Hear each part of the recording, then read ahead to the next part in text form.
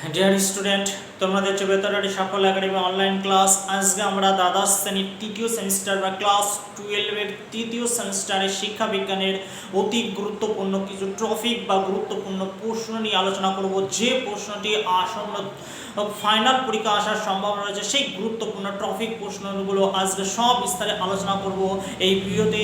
আজকের ভিডিওটি প্রত্যেকে দেখার অনুরোধ রইল। তোমরা প্রত্যেকে এই চ্যানেলটিকে ফলো করো, পেজটিকে ফলো করো, এই চ্যানেলটি সাবস্ক্রাইব করে পাশে থাকা বেল আইকনটি প্রেস করে রেখো পরের নোটিফিকেশনটি পাওয়ার জন্য।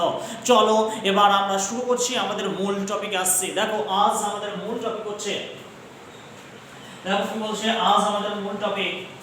দেখো কি বলছে, দ্বাদশ শ্রেণী তৃতীয় সেমিস্টার শিক্ষা বিজ্ঞান, মার্ক হচ্ছে 40। কারণ তোমাদের এই শিক্ষা তৃতীয় সেমিস্টারে 40 নম্বরের কিন্তু এমসিকিউ প্রশ্ন করা হয়। বোঝা গেছে? মানে প্রথম সেমিস্টার যেরকম ভাবে পরীক্ষা দিয়েছো ঠিক সেরকম ভাবে ওই মার্কশিটে পরীক্ষা দিতে হবে। দেখো কি বলছে, রাধাকৃষ্ণন কমিশনের ভারতীয় মোট সদস্য সংখ্যা ছিল কত? 7 জন। তারপর দেখো কি বলছে, বিশ্ববিদ্যালয়ের একটি উদ্দেশ্য হলো কি মানব সভ্যতার অগ্রগতি।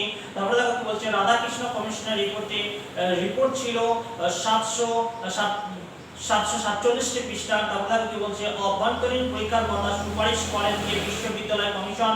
তারপর হচ্ছে কলেজ ও বিশ্ববিদ্যালয়গুলিকে আর্থিক সাহায্য প্রদান করেন কে? ইউজিসি। তারপর দেখো কি বলছে, মুদালীয় কমিশন, অপর যে নামে পরিচিত তা হচ্ছে মাধ্যমিক শিক্ষা কমিশন। এরপর দেখো কি বলছে, মুদালীয় কমিশনের রিপোর্ট ছিল কত পৃষ্ঠা? 311 পৃষ্ঠা।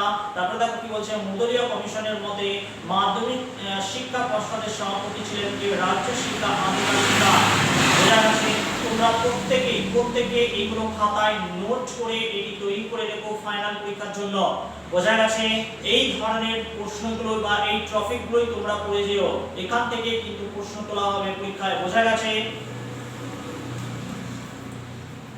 আজকে এই পর্যন্তই। ভিডিওটি ভালো লাগলে অবশ্যই এটি লাইক করো, আর এই ভিডিও লিঙ্কটি, এই চ্যানেলের লিঙ্কটি বেশি বেশি তোমাদের বন্ধু বান্ধবদের মধ্যে শেয়ার করে দিও।